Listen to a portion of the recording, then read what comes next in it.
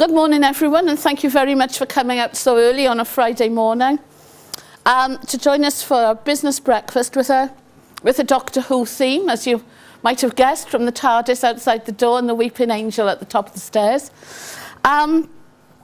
This morning, the Best Practice Academy at the University of South Wales are sponsoring the breakfast, and our theme for this morning is the Doctor Who effect.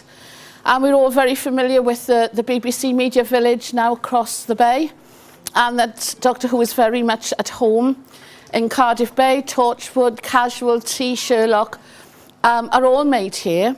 And Lee Hayward from the BBC is going to tell us a bit about how that works and what procurement in BBC drama is all about and the effect that that's having on the economy in South Wales. I'd like to kick off by, and I should also introduce Nick Roberto at the back there from Rubber Toe. Nick and his company based in Barry are one of the small businesses that actually supply the BBC with props and sonic screwdrivers and an assortment of lovely things which you can take a look at over there. And Nick will be around for a little while if you want to have a chat to him later. First of all, I'd like to talk a little bit about the Best Practice Academy. We launched the Academy on the 11th of November, not 2014, 2013. We had support, obviously, from our university, the University of South Wales, and support from Valley Wales, who've been fantastic. They've encouraged and supported us from the beginning, and they also have offered us financial support, for which we're very grateful. We operate on the basis of having a practitioner steering group, all of the steering group are here this morning, two of them in the front row and a little further back. So the way we work is that we go to the steering group with ideas on how we can drive the Best Practice Academy forward, and they tell us whether they think it's a good idea or not, and if it's in keeping with what the field wants, what the field of practice wants at this time. We've got a core team of in-house people, staff that are employed in the business school. Essentially, at the heart of it is myself, Scott Parfitt and Vera Dretzer. And we spend devoting a lot of time to the activities of the Best Practice Academy now. But the advantage we've got in the business school, and indeed the Faculty of Business and Society, is that we can draw on a wide range of expertise from within the faculty. So if we need finance and accounting help on a project, then we can draw on it. If we need marketing, we can draw on it. If it's about social policy and public sector policy, then we can draw on it from colleagues. And I'm really pleased to say that our Dean of Faculty, Professor Janine Griffiths-Baker, right? Yes, has joined us this morning. So thank you very much.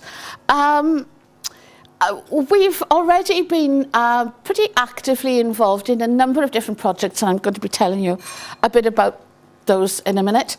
What has surprised us, I think, is really how the Best Practice Academy has taken off and how quickly there seems to be a real need for that exchange between academics and practitioners. And we've been delighted and somewhat surprised, really, that things have progressed as quickly as they have.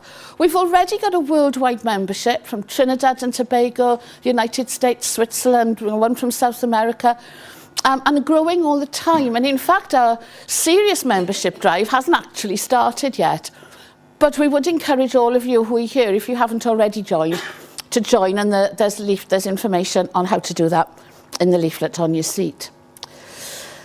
This is what we're all about. This is our mission. The Procurement Best Practice Academy is dedicated to working in partnership with procurement professionals and the academic community to identify, develop and disseminate best practice in all aspects of procurement and supply chain management in all sectors of the economy. And tonight at the awards dinner, we will be celebrating that best practice and awarding a series of awards in different categories that demonstrate the excellent practice that's going on here in Wales. And it's really encouraging to discover that wherever we go, we're finding that Wales is held up as a model of best practice in public sector procurement. The president of SIPS Worldwide was with us on Monday night at the beginning of this week's activities, and he pointed out that there is nothing like Valley Wales anywhere else in the world. No one else has that focus of policy and direction. And if you couple that with the work that Bangor University are doing in North Wales, the Best Practice Academy in South Wales, Cardiff University and the work they do, and the Creative Procurement Forum, which brings all three of us together, it really is a very powerful engine driving best practice in Wales. Our activities, we have three sections, I suppose, three aspects to the work that we do. We do research. Some of that research is academic, scholarly research, which is published in academic journals. Some of that is commissioned research, which we undertake for clients. That can lead to academic research and publication, but it doesn't necessarily have to do that. We also work on consultancy and projects of all kinds for a variety of clients. And in that bracket, I suppose you could also add things like the knowledge transfer partnerships, and one of our KTP associates, Victoria's with us this morning, and strategic insight programs, which link academics to small businesses and give a wider understanding of current practice. And we've got education and training, and obviously at the heart of the university's mission is the work that we do in education. Our degree in supply chain management is the largest single award on our undergraduate programme now, and that just shows the interest there is in procurement as a career. Some of us who I know have been pretty much around a long time would not have had that opportunity when we were starting our careers. You kind of fell into procurement and discovered it a bit later on, and certainly there weren't degrees in it. But now there's a demand for qualified procurement professionals. We know that there's a lack of qualified people in the jobs market at the moment, and people are being headhunted quite aggressively. And our young graduates are coming out and getting really good jobs because of the quality of the course, the links to the Chartered Institute of Purchasing and Supply, and the work experience that they get as part of the deal. We've got very strong links with the CIPS. There's Scott, my colleague, obviously he's saying something very important. At the CIPS meeting that we had at the Glamorgan the conference centre a few months ago, we are the largest SIPS Centre of Excellence in the UK. We're hosting the SIPS Academic Forum in May this year, and we're looking forward to welcoming our colleagues from academic institutions around the country.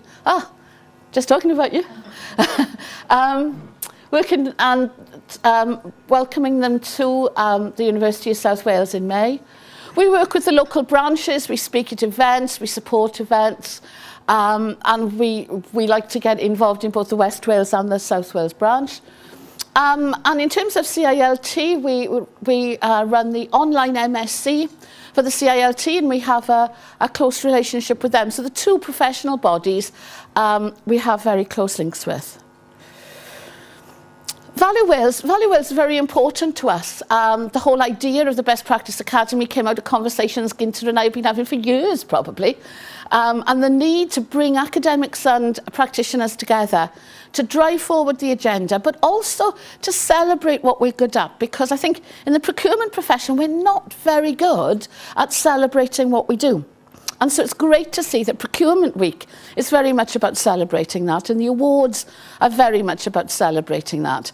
We don't just want to celebrate it, we want to find the good work that you're doing, and we want to tell others about it.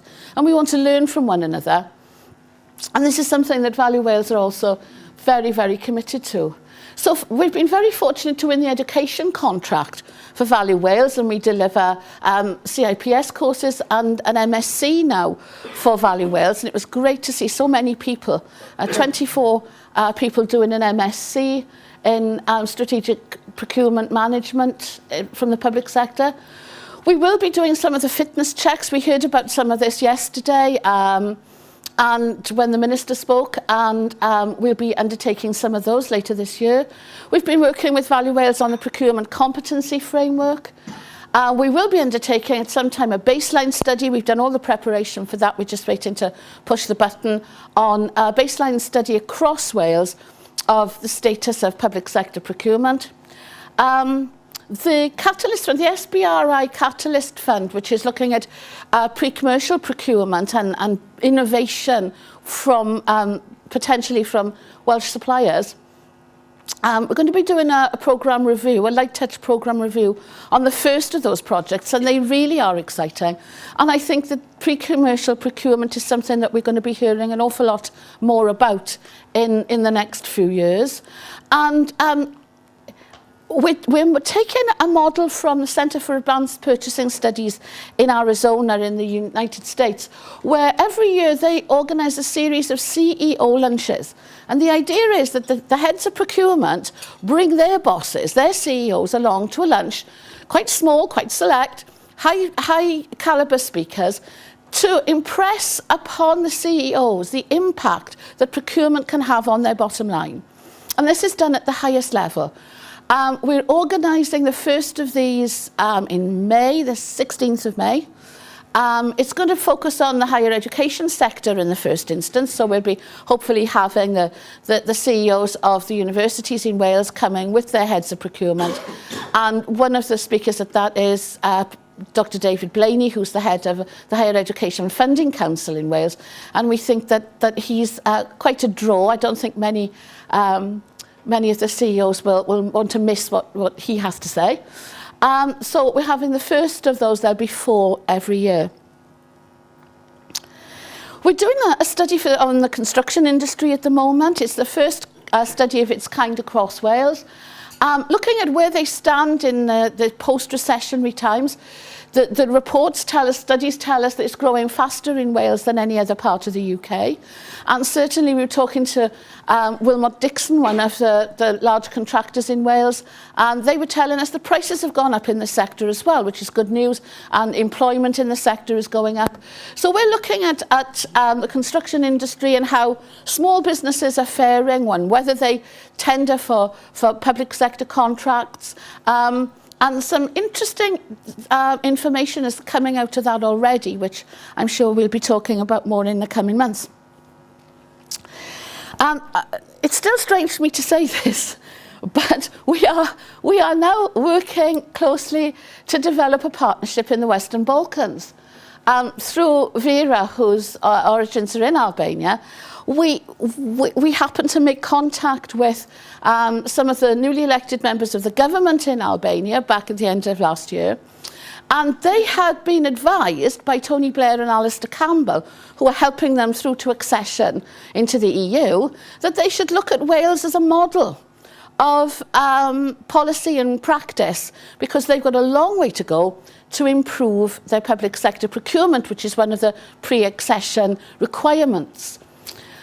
As a consequence of all of that, a few weeks ago, we were at the European Bank for Reconstruction and Development at a conference which was attended by these guys here, and they are the 7 prime ministers from the Western Balkan states. It was the first time they'd actually been in a room together. And I think it's fair to say it was evident there were some tensions. You could feel it coming across the room. But very, very interesting, because Croatia is the only one that's already in the European Union. They all want European membership, and they all have to get their public sector procurement up to speed before they're going to get in.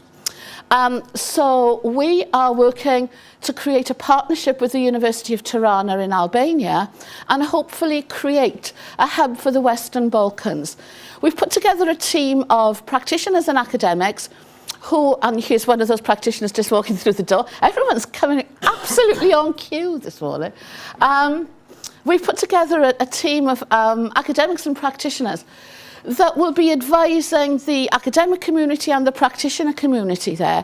And we hoped, through our partnership with the University of Tirana, to start a sort of clone of the Best Practice Academy within the Western Balkans. And we're off to Albania on the 19th of May to develop that. The guy that we're with there is the advisor to the Prime Minister of Albania, Edi Rama. So yeah, interesting and exciting times. A very interesting day we had there, and you know when you're in the presence of power, for sure. We've also got interests in sub-Saharan Africa. We have a full-time MSc programme in international logistics and supply chain management and strategic procurement management, and we find that a lot of the people who come onto that programme are actually in public sector procurement in their home countries, largely in Africa, and are being sent across to the UK to find what they hope will be a magic bullet that will modernise their procurement, because what's happened is they've been left with the British bureaucratic system that existed up until independence, and very little has changed. And they've, somebody we spoke to in connection with this work said they've Africanised the British system, and not necessarily for the better. So they're looking at ways in which they can bring their procurement up to date. When we reflect on the problems that they have, they're actually very similar to the ones we have in Wales. How do we keep more money in Wales is our problem. How do we spend more public sector money in Wales? And that's what they want to know.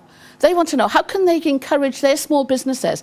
How can they create economic growth by using their public sector procurement effectively? Another of the things that they find is that the situation of regulation and legislation, and the big agencies like the World Bank and the International Monetary Fund and the European Commission are all asking them, you have to do this, and then somebody else is saying, no, you have to do it this way.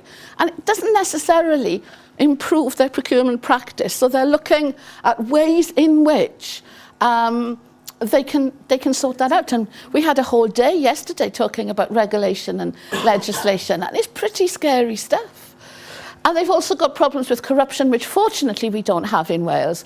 But this is just another layer of the problems. There's interest from the Foreign and Commonwealth Office. They're interested in perhaps giving some support to the to improve public sector procurement, and they'd certainly like to do some more research in that area, but they're waiting for us to come up with something around which we can perhaps base a proposal. And we're presenting a paper on the subject at IBSERA in April, and that happens to be in South Africa. So it's a paper on sub-Saharan Africa in sub-Saharan Africa, and we hope it'll get a wider audience as a consequence. Coming soon, we've got a lot of things that are in the offing. The Knowledge Exchange, which is a fundamental part of the Best Practice Academy, will be launched in late April. We need a bit of extra staff resource to help us with that, and that's on its way, so that will be happening soon. We've got a working paper series running under the C-Scope umbrella, and there'll be some papers coming out later this year from the Best Practice Academy in that series. We're editing a special edition of a CIPFA journal in September 2014. We're very keen to have papers from practitioners, so if any of you have recently completed a thesis or have got a particular topic that you would like to write about, then it's not too late. Talk to us about submitting. At the launch of the Best Practice Academy, we inaugurated our first 12 fellows of the Academy, and it's nice to see quite a few of them here today, and some were here yesterday. We'll be looking for nominations for fellowship for the 2014 event. There will be an annual celebration of best practice, which will be in November each year, and so we'll be putting out a call for nominations for fellowship very soon. How do you get involved? We would like as many people as possible in the procurement profession to be involved in the Academy. To become a member, there's some information in the brochure. Go to our website, you'll find that it's free. You just need to join up and be willing to commit to perhaps helping others at some time. We do a regular blog, but we're always interested in you contributing that blog. What do you want to say to the community, out there? What burning issue is bothering you? Please get in touch with Vera, or just send 500 words that you would like to share with the nation and wider, and we'll certainly look at that. Join our LinkedIn group. If you get to our website, you'll find details of the LinkedIn group. We've got lots and lots of members. For those of you who are looking for a change of job, there are regularly job opportunities that we post on our LinkedIn site. So there's a lot of stuff on there of interest. By all means, visit us at the university. We'd love to see you. The more we get the practitioners to come to see us and find out what we do, and then we can get out to see you. That's really what we want to do. And details of some of the things that we're doing and how to get involved, you'll find in the brochure on your seat. So please get in touch. And we look forward to seeing you at the University of South Wales or one of the events that we're running in the next few months.